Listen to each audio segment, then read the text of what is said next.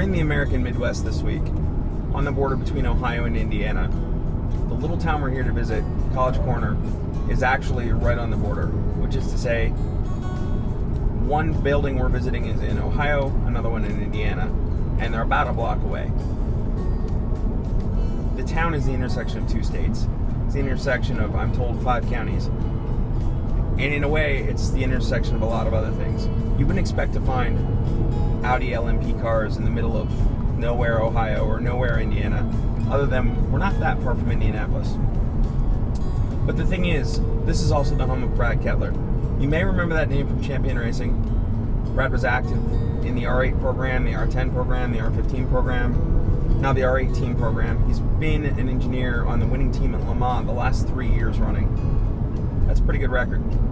And that's one reason he's entrusted by Audi of America to run Audi Sport customer racing in the United States. He supports the Grand Am cars, 2 running currently.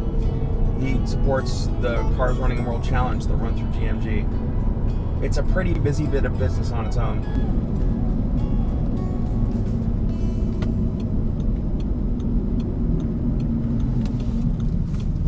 So here we are at the first of Kettler's facilities. It's where his office is. Let's go in and take a look around. Well, this place, affectionately known as the Brick Shop, is one of my 5 buildings here in West College Corner. It's my original workshop that I started in 1995. Built a lot of cars in here, and it's now the home of the final assembly. It's now the home of the final assembly of the cars that sell or service or whatever. When they're finally done, they're finished up in here. There's been a lot of race cars prepared in this building over the years, all the way back through our LMP prototypes, GT1 Porsches, GT2 Porsches, the previous Daytona winners. There's a lot of stuff happened in this little building. In here you have my tool room, which is basically just for my tools. The shop, there's other sets for the shop, but this is mine that I hold, special for the projects that I work on and so forth, and try to keep the other guys out of them. Over here you have our little fabrication area, where you have a small old lathe and a TIG welder and a drill press and some of the basic plasma cutter and so forth. Some of the basic stuff to do some building and fabrication. You see Charlie's Ducati up on the lift there, getting some love. We're fond of all kinds of bikes here. A lot of us ride, so we've always got somebody's bike. The bike lift is basically there not as a money maker, but as a service point for all the motorcycles amongst the guys that work here. Over here you have 2 R8 LMS or R8 Grand Am cars in process. These are both the Watkins Glen race cars. Obviously the fall line car and our test car there, they're both getting serviced, and they'll be finished this week and ready to go to Indy. We have my 911 back here that's getting some work done on the pedal box. Back here you have the guys drilling out some pins in the rear hub here that got broken in the pit stops during the race. You got Charlie drilling. Yeah, you got Bobby supervising and Larry's adding in the government aspect here.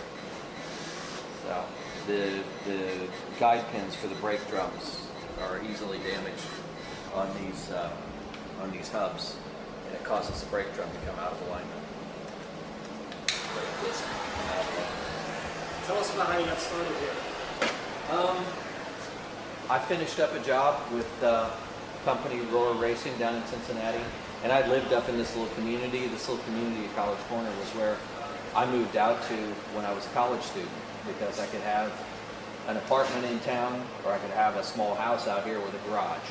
So it made sense to make the 4-mile commute out of town to be out here in this little community where I could build race cars and build cars and stuff in my little garage. So I never really left once I was a student at Miami. I've always been connected to here, whatever. And then when I finished up with Roar Racing, I owned a house a couple blocks over. This little shop was for sale, and I'd always liked it, so I took the plunge at that point in time and started a business for myself. you know, we've been lucky to save a lot of cool parts off various cars and hang them up on the walls here. I'm obviously a big fan of Americana. You know, these, you know, Sinclair gasoline and Aetna products and Cooper tires, and some of these are real common, you know, Midwestern, you know, gas station, you know, stuff. Red Crown, Tesla Comet, the old Sun machine here, which by the way still works. You've got something with points that you need to analyze with an oscilloscope, we can do that. When we moved in here, we put a single lift in here. Obviously, we had to notch the roof and so forth, as the building was never made a car lift. But it works really well for the process of building race cars. And it's eclectic and homely, but it's got a lot of depth here. There's a lot of little resources, a lot of tools, a lot of hardware, a lot of special things in these buildings that help us get through these projects, especially when we're up against the wall and we're in a can-do, need-to-do situation where we can pull out the stops and get the work done. So the refrigerator, is there a lock that goes on that, or just keep it closed? No, that's just, well, you know, when it's full of beer, you're tempted to keep it. This is bought from Miami University. It's a 54 Frigidaire made by General Motors. And usually it's got, well, there you have a little bit of Yingling and a couple of Diet Cokes there. So pretty good day for the beer. Yeah, pretty good day for the beer fridge. You have to use your knee. And out there we got one of your trucks? Yeah. Here, let's take a look at this. Two of your trucks. Two of my trucks. Being a Midwestern country boy, I have an affinity for middle-sized trucks. So this is the one I've been using on my farm for several years. It's a 74 International Lodestar, 345 V8. Pretty great old truck, really, quite honestly. But I'm a big fan of Fords, so I bought this one just recently. 292 Y-block V8 in it, a 10-speed gearbox. It's a really cool truck as far as these old trucks go. So we head it. What? I got a question for you, because I see the Indiana sign. Right over there. Beyond the BMW, and yeah, that's not indicative of truly where the state line is. The state line is down in the middle of town. The state line is about 800 meters from here, going back towards the east. So College Corner is 2 states and 5 counties. So there's a lot of jurisdictions that meet right here in the middle of this little town. Shall we head over to the White House? Yeah, let's head over to the White House. This one of yours? This? Yeah.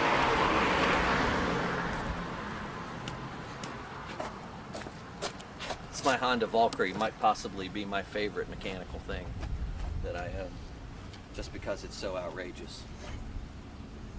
It's a 98, it's a little bit dirty right now, but it's a 1500cc flat 6. It's 135 horsepower, it's fun to ride. As you see, the pipes are kind of a nice shade of blue there. They've been hot.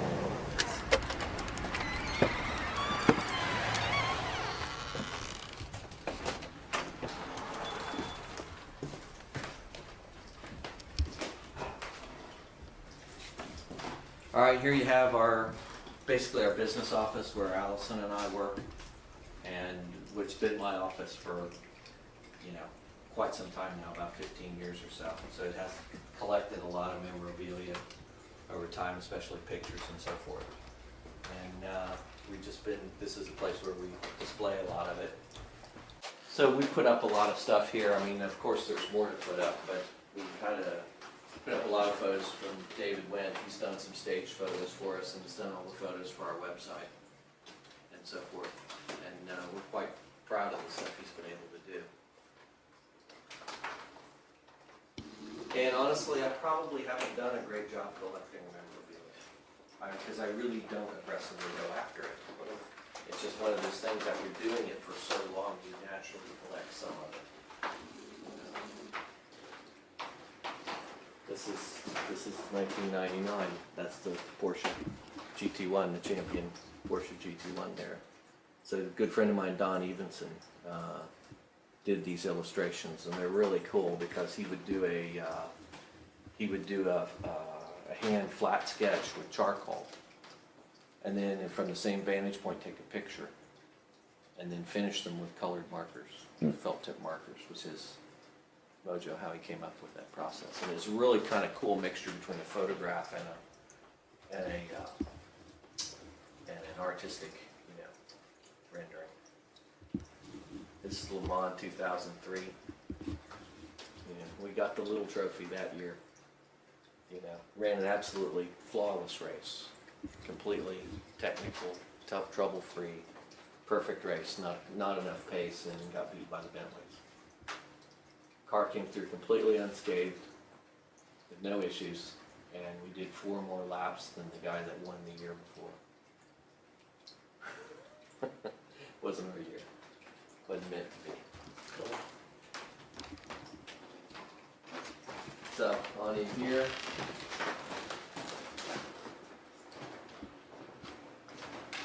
More memorabilia, more stuff from the WEC, some more stuff from Champion, some black and whites.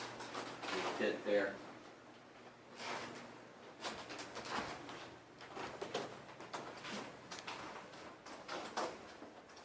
But in addition to all this, I've got a complete Porsche catalog of all the service manuals and all the race car manuals and stuff. This is just the tip of the iceberg here. And we have a lot of this is away in storage.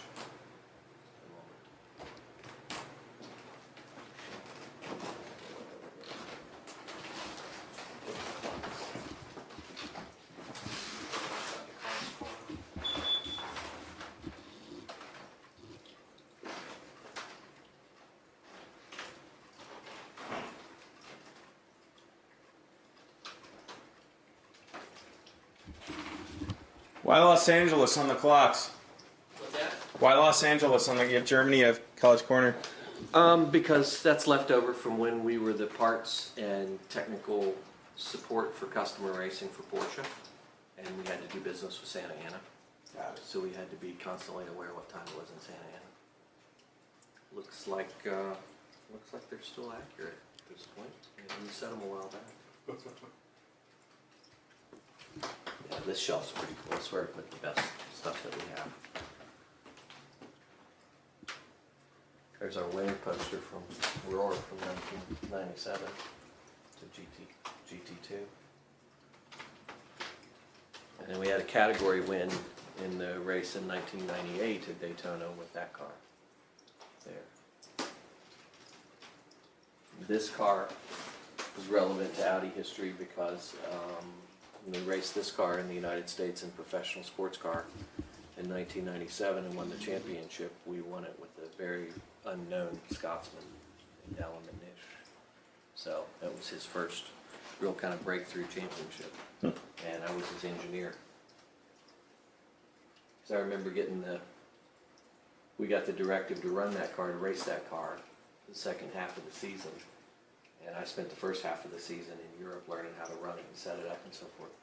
I was back at home at the shop at Roar in Cincinnati and got a fax machine.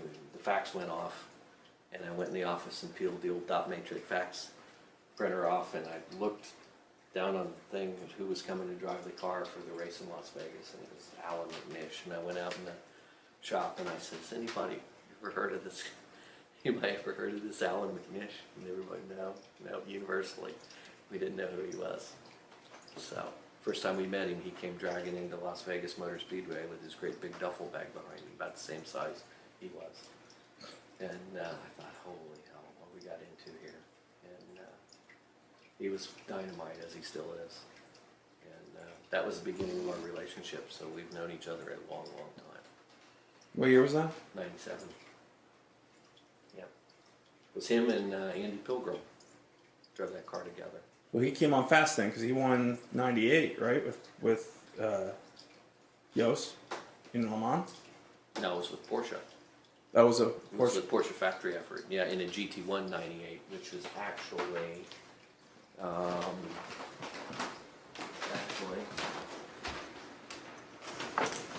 this car. So that's the '98 version of that, and that was Alan's first win there. But that was the year after he spent the whole year with me in the professional sports car series in the United States.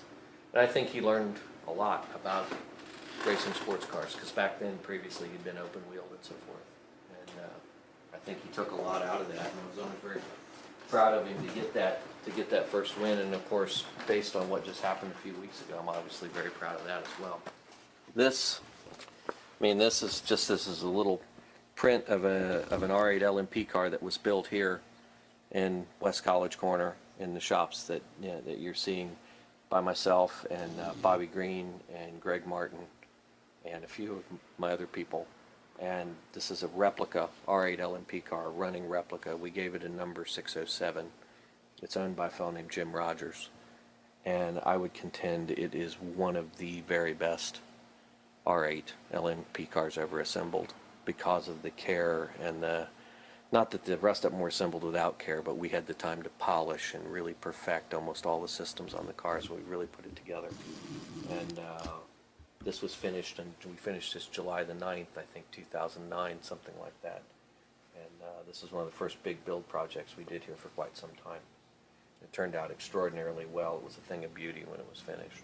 Now, when you say replica, it was assembled out of existing parts, It was but was never used. completely authentic parts, 100%, chassis, engine, gearbox, every nut, last nut and bolt. But it was assembled here in College Corner out of the spares that we had that we collected from the other stuff. Yeah. Here, I'll show you guys something like that.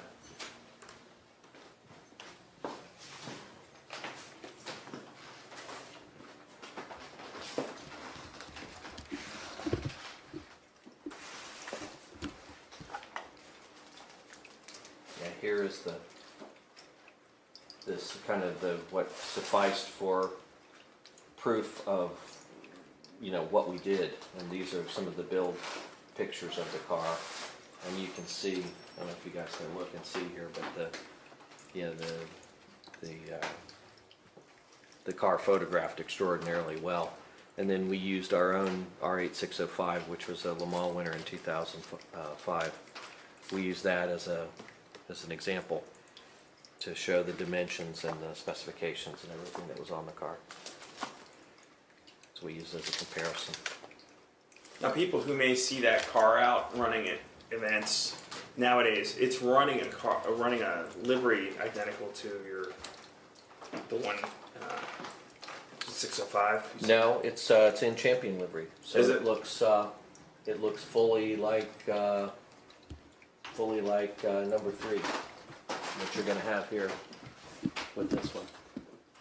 It looks like number 3, except for the spec of the wing. It has a full spec wing on it, but it's identical to that. And there is another car which is also a clone, which is owned by a fellow named Travis Ingen. That car is here. It's too dark in here, but that's a picture of Travis's car in action at Sebring. Travis has the second clone, R8 606, which he drives himself. Did you guys build that one also?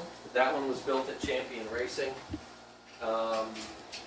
We were still in existence and is maintained here.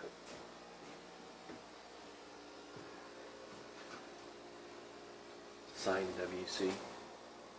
Did you work that car? The one at 12 hours? Yes, I did. And that car won the race. Yeah. Mm-hmm. Yeah, it did. Here's another winter photo. This was given to me by some friends of mine and signed by Mr. Norbert Singer from Porsche Motorsport. It was given to me on my birthday in September of '99, and this is it's a painting, a print of the 3 GT1s that were in the race in Daytona in 1998. There was ours in the Lauber competition and Champion Racing back there, and we beat them soundly, which was one of the reasons we got hired by Dave Mirage later on. He said he told his people he couldn't believe that we got beat by this bunch of hillbillies from Ohio again. So if we can't beat them, hire them? Yeah, hire them. So yeah, here's some pictures of the touring car project in the very beginning with Mr. Derek Bell and Michael Galati and a crew, the Champion Racing crew, with myself. That's back in 2001. That's at Laguna Seca, the Speed Vision World Challenge. One of my older transporters. In my old days, guys, I always drove the trucks. I still have a heavy license. I still have a CDL. I still drive tractor trailers when I have to, and this is one of my old ones at Roar that I used to drive with the 2-story Ford in the front end of it. I like trucks. Can't help it.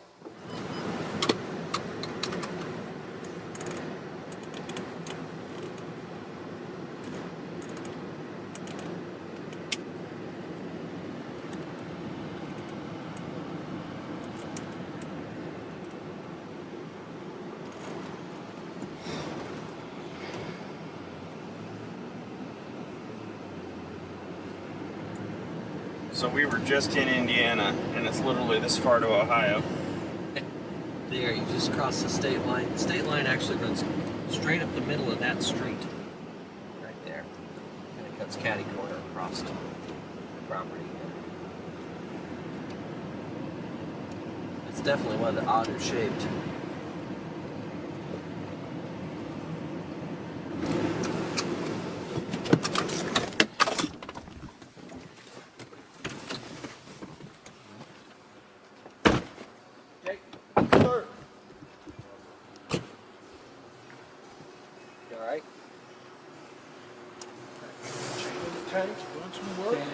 Doing some work, okay. So this facility is called, do you have a name for it? Yeah, this is the truck shop, although it doesn't really look like a truck shop right now. This is basically our truck facility where we take care of the AOA1, the main parts transporter, as well as our engineering trailer and some of our other stuff. I'm a big fan of keeping everything inside. So basically it's a big clear span building with a lot of miscellaneous equipment in it. It's a relatively new addition to us. We've started decorating it a little bit. It's got some cool stuff from the Rolex, from the Daytona, from the 51st, and got some TDI posters and some other kind of cool memorabilia in it. So here we have a couple of our Audi of America tradition cars. We have an R10 TDI, basically a first generation TDI R10 show car. And here we have the R8605 LMP, which is unique in its history and very rich because this is not only the Le Mans winner from 2005, but also the last R8 to compete at top level competition, winning its last race that it was entered in Lime Rock Park in 2006 with Alan McNish and Dindo Capello and me as its engineer. So it holds a very special place in my heart because of that. Because basically, once this car was completely retired and I was the technical director for the R10, I didn't engineer anymore for a little while. So it was a little bit of a step back, or step forward, but a step sideways, when I stopped engineering on this car. This car also, that was the 50th victory for this car.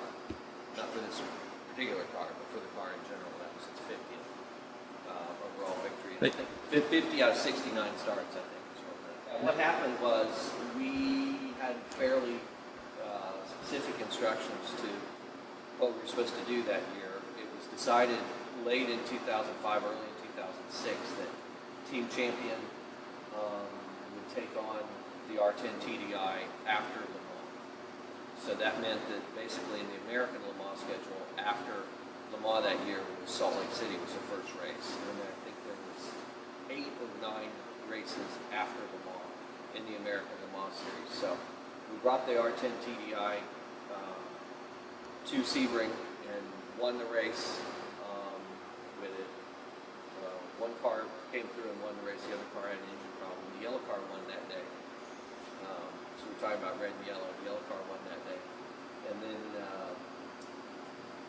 gave us championship points for manufacturer and for the drivers. And then my instructions were to take this car at a limited budget and try to defend that points lead at all costs for the 3 races in between Sebring and Le Mans, which at that point were Houston, Mid-Ohio, and Lime Rock Park. And you got, I mean, there have been years where Audi hasn't had a whole lot of competition. That was not one of those years. That was not one of You're those up against the Porsches. We were very, very strongly opposed by Roger Penske and the Porsche and the Spyder, which was relatively new at that point. But those 2 cars on aggregate with each other were very, very close together performance-wise. We won 2 out of 3 of those races outright, which we were just supposed to defend the points lead and let the guys fall behind. We actually accelerated this car. And the final day racing this car at Lime Rock Park was one of the greatest victories of my memory, because it was a really hard fought, battle, and Alan put in a tremendous closing, finishing stint, in this particular car. It was set up really good. It was hooked up. It had my asymmetric toe set. It was on it for racing at Lime Rock, and we had it by the balls that day, and we won the race with it. So it was it's a really, really particularly special car for me. Not to mention that it's an original R8 LMP car with a Le Mans in behind it, which makes it pretty valuable car. It's kept in running condition. It's still got its Le Mans engine in it. It's still got its Le Mans drivetrain and gearbox and everything as it raced there. And Audi of America is kind enough to give me a small budget to keep it running, keep it in usable shape. And it really goes out to the public to be viewed. It's very much enjoyed by people who are in the know. It's a Le Mans win, original Le Mans win. And also the final race win. It's got a big, big bucket of history behind it. Last R8 to win in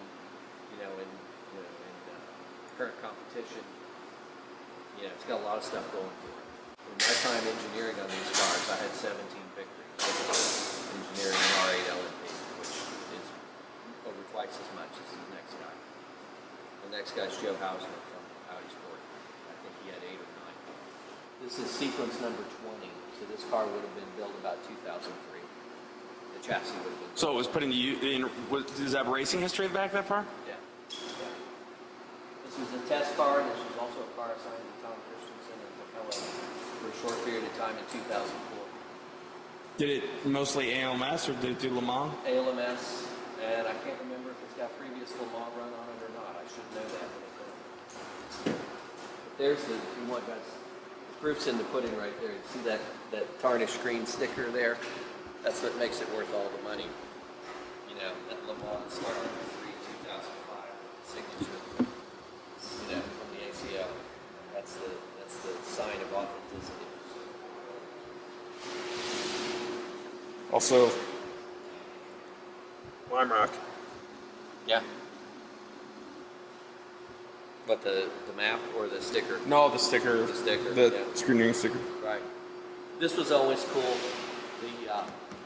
During the autograph session, a pretty switched-on, well-organized fan walked up, and he asked, he was in line for Alan and Dindo's autograph.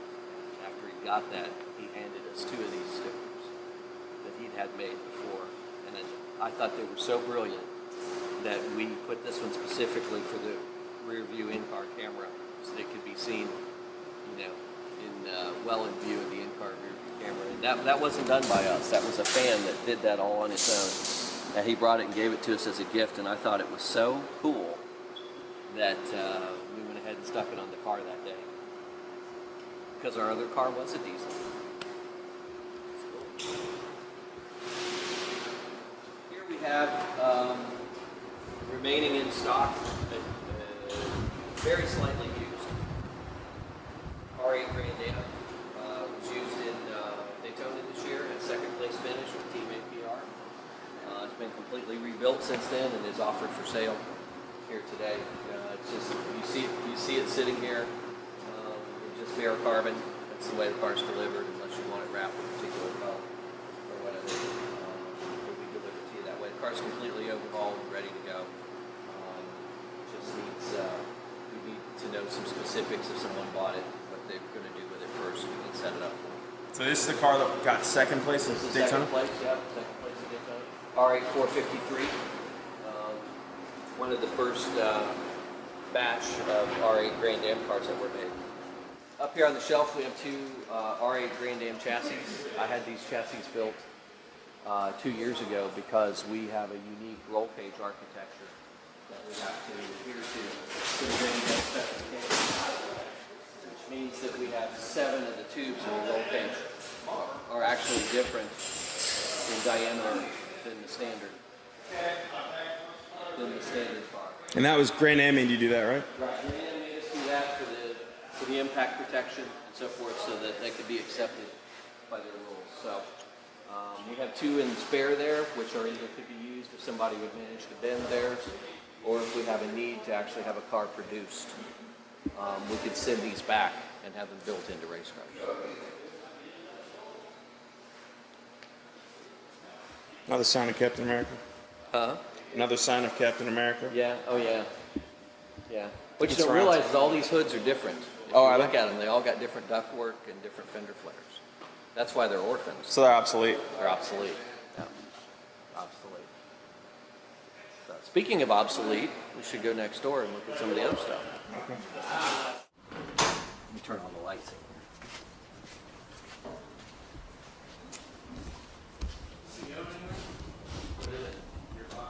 Not until we get instructions, but Larry has agreed that he'd run it.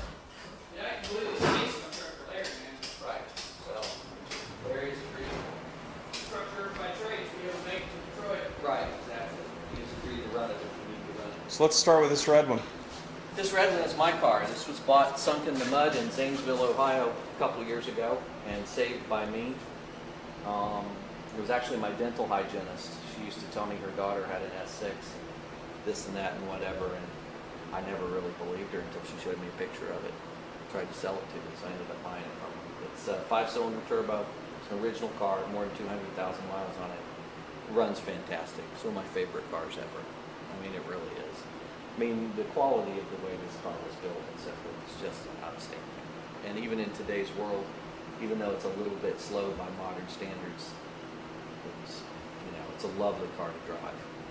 It's got the right composure, right wheelbase, the right weight balance. I mean, there's a lot of stuff about it that's fundamentally correct. I love it, and it's a good car. It's been a very, very solid car. It's showing its age. Some of its clear coat's coming off, but I kind of like them that way. And they Patina. they got a little patina. My girlfriend and I tease each other that we're really glad that patina is in. Here we've got one of the molds for the R8 bodies, so we're able to produce complete body panels here. We bought all the molds when the molds went out of production.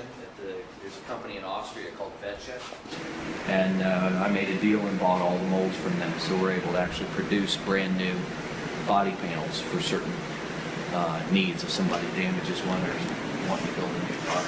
We've got some of our other archive items here. This is our Sport Quattro owned by Audi of America, which is currently sporting a wrap that was used to do a tribute. Some photo, video for the A4 lunch ad, wasn't it?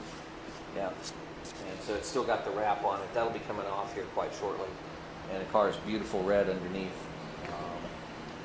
One of our more popular cars that's used by the tradition department for displays and exhibitions and so forth. People just absolutely cannot believe it when they get to see one of these cars.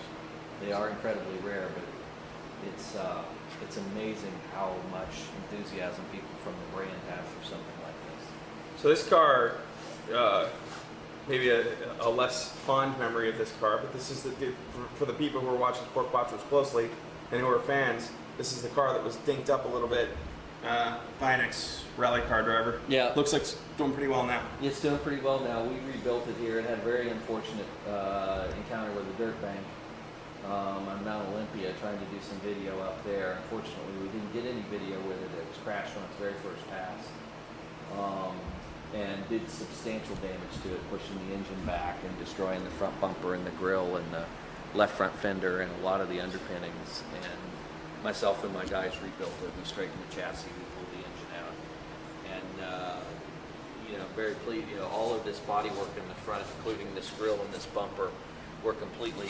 remanufactured from the old parts and/or from completely new parts by my guys here.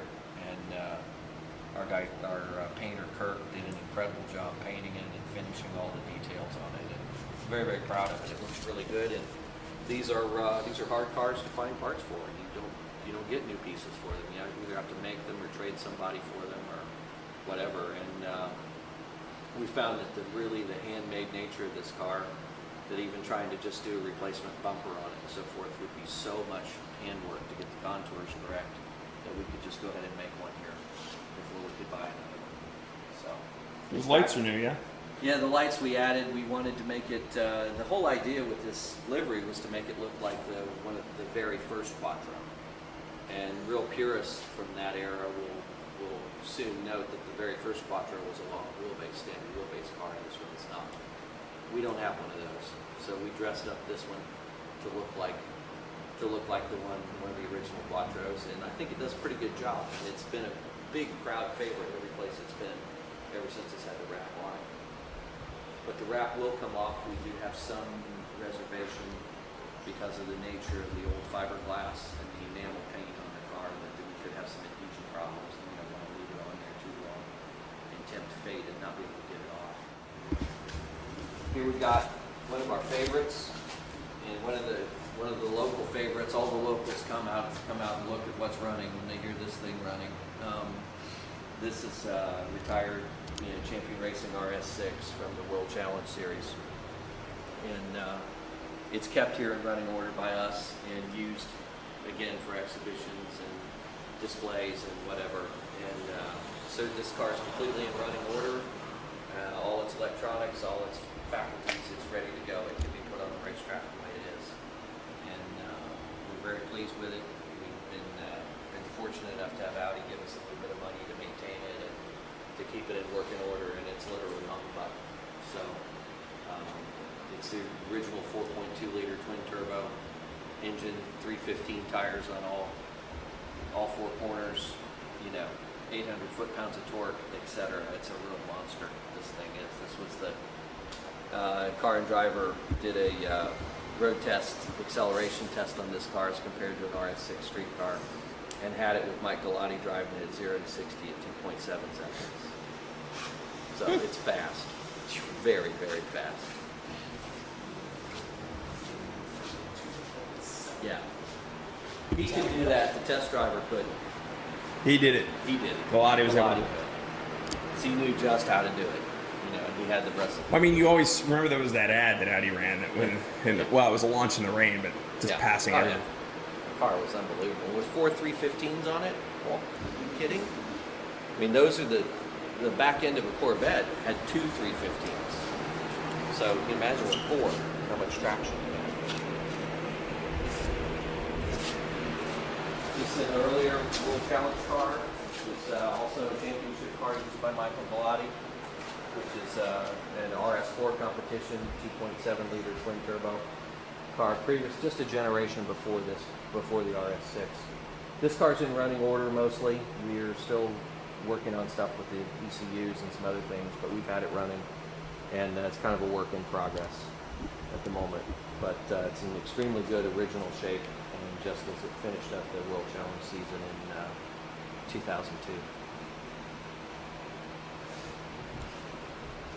So it's not an Audi, but on the ends, pretty cool looking. Yeah, it's definitely not an Audi. It's about as far from an Audi as you can get. It's a 68 Chevelle Super Sport convertible, 396 Super Sport convertible, which I bought in October of 1977 and have had ever since. So a lot of what I owe to automotive understanding, and especially building of engines, is owed to this car because of the lessons I learned, as a teenager and as a young mechanic working on it. It's been one of my favorite cars ever since then. I don't drive it much anymore, but I hold it close to my heart, and we keep it in running order and try to do something to it every year to keep it alive and keep it moving forward. So each year I'll do a different system. Last year we did the carburation, exhaust, and stuff on it, and then this year we're going to do some stuff with the body mounts. And then this winter, I'm hoping to replace the top on it. But, mouths to feed and kids to send to school and everything else, it's not a huge priority anymore. But we still look after it and love on it and take care of it. And the truck, another Ford? Yeah. Well, that's one of the coolest ones I got here. This one. Here you got a 52 Ford F6 that it's one of our project trucks, or my project trucks. I have several of them. And this one is going to be built into an inclined race car hauler. It was what it's slated to be when it's finished. I bought it last summer Had my eye on it for almost 15 years before I bought it. I tried to buy it several times before I eventually got the job done. And it's in extraordinary shape. And we will finish it what we're going to do even without painting it, because the paint is so good on the old enamel paint on it is so good, and the general condition of it is so good that we don't want to over restore it and make it look hokey. So we're going to end up building an incline bed on it, with probably a tire rack across the top above the cab, which is the way people always used to haul their race cars. What's going to go on that incline bed? I don't know exactly. I've been trying to buy a vintage, got my eye on a vintage NASCAR Ford, or actually Mercury Meteor, 1962 Mercury Meteor. Need some air freshener, Charlie. I don't even smell it anymore. Alright, I know. Here we have Charlie's lair. Basically the gearbox or the unit shop department, which we built to deal with all these R8 LMS transmissions. So we have recycling parts washer and an oven that we heat the cases with. Again, nothing fancy. We have an old oven that we bought at a yard sale that we use to heat the cases and drop the bearings in. Whirlpool. Yeah, it works. You know, you wouldn't want to cook anything after heating all this gearbox cases. But that's okay. But we try to keep it simple, but yet very effective. You know, the homemade workbench is very sturdy, but industrial. And then the philosophy of the gearbox shop was that you could bring a gearbox in from the room, from outside. In other words, you could pull up a vehicle, back it into the building. There's a lift to lift the gearbox out, put it on the rolling table, roll it in here, and load it directly onto the work stand without ever having to pick it up. Because at nearly 300 pounds a piece, they're backbreakers. And it's not a big deal the first one you move, or the second one you move, but the 25th one in a week that you move is the one that throws your back out. So anyway. Have you moved 25 in a week, Charlie? Oh yeah. Yeah. Oh yeah, easy. I did 16 just in this room before Daytona. Right, right. So I mean, you know, if you're going to fingerprint all those, That's why I put it's a pretty winch dumb. in the ceiling. Right. So we did. This is some old philosophy from me, because some of the gearbox departments that I ran before, either for Porsches or for the Spice cars back in Atlanta in the 90s, I always like to have the master drawings on the walls. And so when we got a hold of the first complete set of master drawings, we had them copied and had them done on foam core. So that one, they're really, really cool reference as you're building the gearbox, and two, they just look kind of tricky. So, you know, they're all relevant to what you're doing in here. So without getting gear oil on your notes or dog-earing your book or whatever, you know, if you don't wash your hands to go check something, you have the opportunity to stand here and look at it and say, oh yeah, that's that piece there. I still use them. Yeah, sure. You always will. In the next gearbox room we put together, you will borrow my idea and do the same thing again. I will. Do you take the idea? Right. So Those parts change, you just cross it out that's with a what's tin expected. write it in. Right. Keith Bransford, our gearbox guy at Champion, he had his room all decorated in the same way. It's not really decoration, it's useful, but it's also very relevant to what you're doing. And it's cool, you know. Drawings, I'm still a very tactile person when it comes to information. I like books, I like drawings, I like diagrams.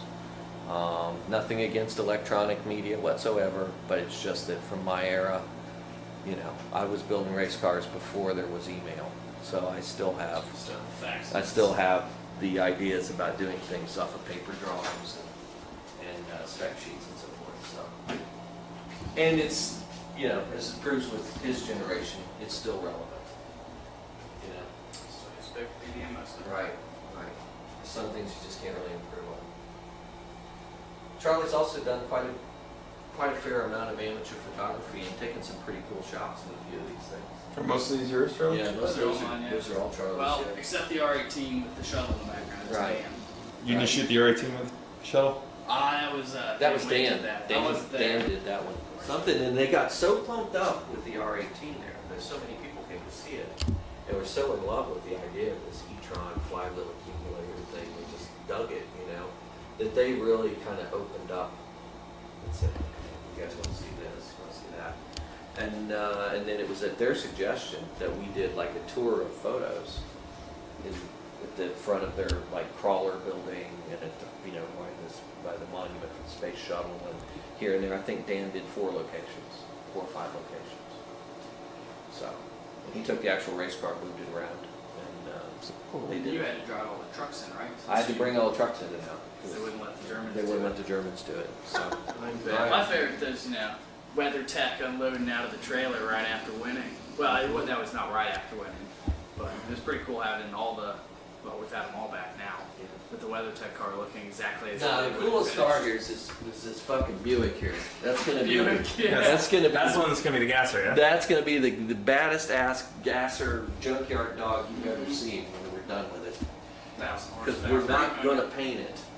It's a pretty wild car. You're gonna leave it old, but We're gonna leave it put all the tech in. junkyard doggish, absolutely, because it's actually got pretty decent black paint on it. And I want to put something really, really monumentally big in it. I want to put, so I'm going to put, the minimum I'll put in it is a 613 iron head bow tie motor. I want something that's 700 cubic inches or 750. Something that's 800 horsepower on pump gas. Pure displacement. Yeah, with a manual gearbox. I mean, it's a big old car, Straight shifter? Oh yeah. Put some big tires on the back end of it and a straight axle front end and all the trim off. We'll have everything except Harrison Ford to drive it. There's a picture speaking of that, picture in the last car and driver that's in there of a recreation of that drag race. They were taking pictures of. They had the same 2 cars and they were running with a drag strip. They recreated. Oh yeah? Yeah. Those 2 cars. American Graffiti? Yeah. Those 2 cars. I love that. Whoever scripted those 2 cars in there was switched on. It was one of the photos there. They got the right balance for that period in time. It sucks. They got the right, they captured the right balance of it, and that's what's cool. Because that gasser, that Harrison Ford, that 55 Chevy gasser would have been real cutting edge at that point in time. Would have been like 2-3-year-old car. It's crazy. With a really high-tech kind of motor in it and stuff versus the old chopped and channeled 32 Ford with the nail head in it, which was, I don't know, I like that shit. When they get it right, I love it, when it's correct. Yeah, 2 guys, actually in Ohio. They Was it? made them. Yeah, it was in like Morrow, Ohio or somewhere. That's Not just that over far here. away. Yeah, It's just over here. it's funny. Yeah. Okay, Cool. what else? Is that That's most of it that's That's fit most to of it. be seen. the DKWs are in the truck, so we're gonna go shoot them. But Okay. Let's go. Oh yeah, DKWs. Dan started those things earlier, and it smoked out the building. The first start of the day, they had a little, I think, liquid gas in there. Yeah. They started right up though. It's a good thing we're not all driving. That's what I was thinking exactly. Could you imagine if everyone had these 2-stroke? They're awesome.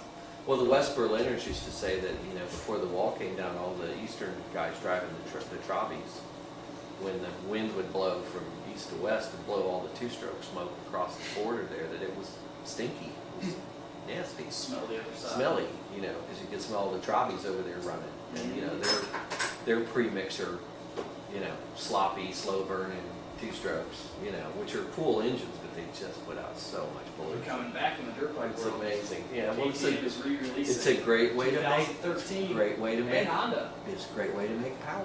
A great way to make power. You have power every stroke. Every stroke. Take less power sauce off. Right. Every 360 you got a power cycle. Yeah, that's hard to compete with. It's pretty wild. So we're gonna head over to Brad's farm. Got the Sport Quattro. The two DKWs are in one of the Audi Tradition trucks. And probably over there as we speak. Figured we'd shoot the old stuff by this beautiful old barn he's got.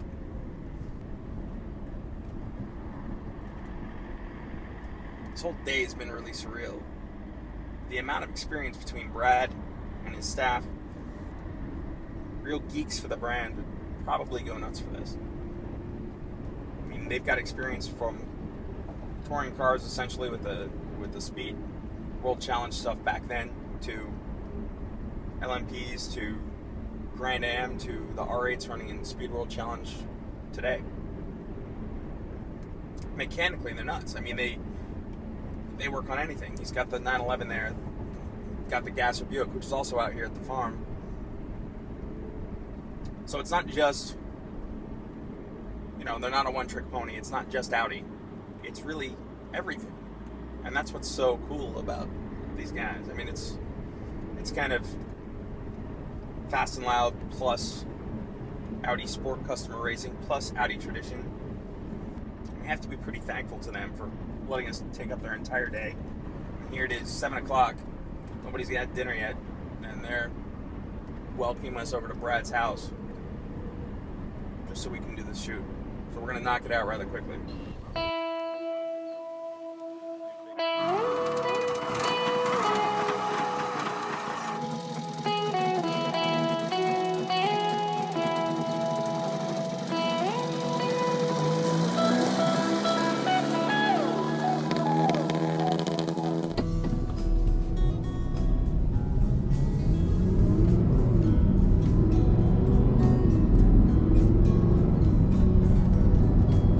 So we've been on the ground here in Indiana and Ohio for 2 full days.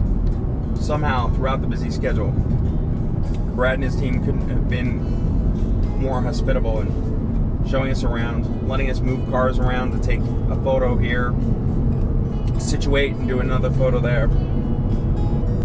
Even this morning with a storm coming in, possible tornado on the way, hail seeming certain, Brad was very nicely asking if we're done with our shoot so he can bring the team rig into the building and get it out of the harm's way. Yet still was willing to give us 10 more minutes just to get that shot. It kind of speaks to the kind of guy he is, which is why around town seemingly everybody's got respect for him. Everybody knows him. Everybody wants to work with him. We're here because we wanted to do a couple of things.